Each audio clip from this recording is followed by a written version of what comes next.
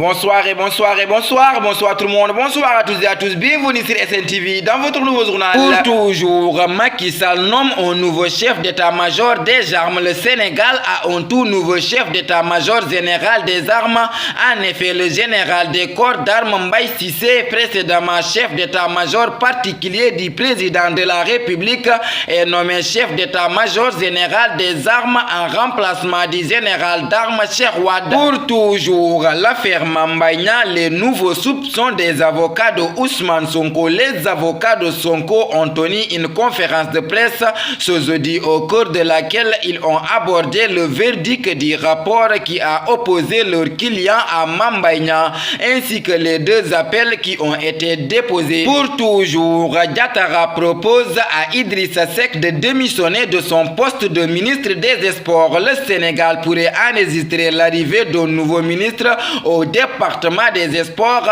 et pour cause, Yankoba Diatara, arrivé au poste en septembre dernier, vient de proposer de démissionner après une rencontre avec son leader de parti Idrissa Seck. Pour toujours, libération de Bilal Diatta. Des populations de Keur Massar montent au créneau. À Keur Massar Sud, les populations et les agents municipaux ont monté au créneau pour exiger la libération de leur maire Mohamed Bilal Diatta, arrêté depuis le 23 mars 2023 pour atteinte à la sûreté de l'État et offense au chef de l'État. Ils ont mis en place un collectif pour dénoncer la situation que traverse leur premier édile. Pour toujours, la révision exceptionnelle des listes électorales démarre ce jeudi 4 avril. La révision exceptionnelle des listes électorales en vue de l'élection présidentielle du 25 février 2024 a démarré ce jeudi. Elle est prévue pour une période d'un mois. Lancée ce jeudi 6 avril, elle va se poursuivre jusqu'à samedi 6 mai 2023 sur l'étendue du territoire national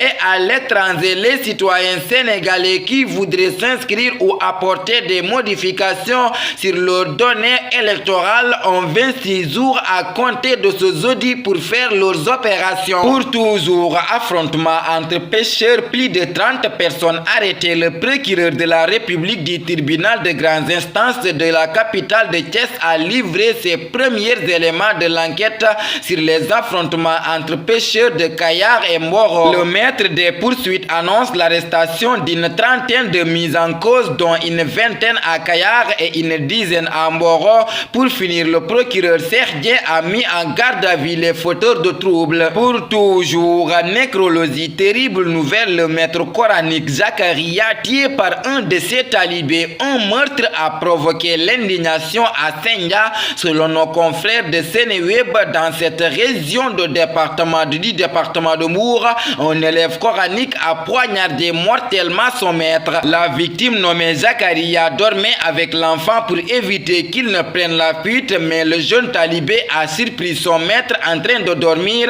et l'a poignardé à l'aide d'un couteau, comme l'ont rapporté les témoins interrogés par la même source. Pour toujours, très mauvaise nouvelle pour Dof Ndeye. Jamra saisit la sûreté urbaine. L'ONG Jamra saisit la sûreté urbaine à propos du rapport Dof Ndeye qui s'affiche très violent ces derniers temps. Avant que l'irréparable ne soit produit, Jamra condamne la violence sur toutes ses formes et saisit la sûreté urbaine, annonce Mamatar Gueye et compagnie.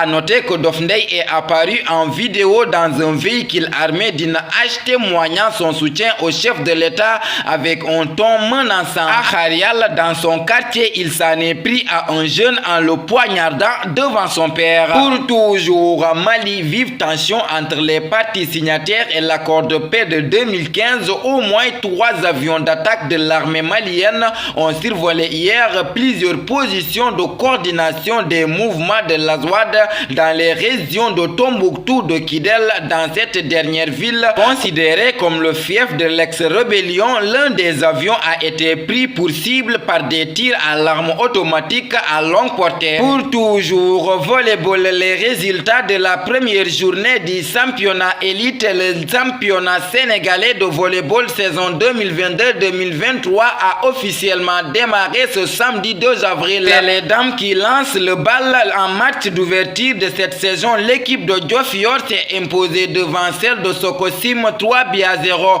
L'autre rencontre dans cette catégorie catégorie féminine opposait l'AS Ville de Dakar à Iseg. Ce match qui a eu lieu le mercredi 5 avril s'est soldé par la défaite des Dakaroises 3-1. La division est divisée en 2 poules de 4 équipes. Tafa Actu le 7 avril 2023. La paix n'a pas de couleur ni de race. Elle est universelle et lie les gens par tolérance et amour. Ces mots mettent fin à notre édition. Merci de votre fidélité, de rester sur les ondes de SNTV. Que la paix et la miséricorde de Dieu soient avec vous. Bonsoir.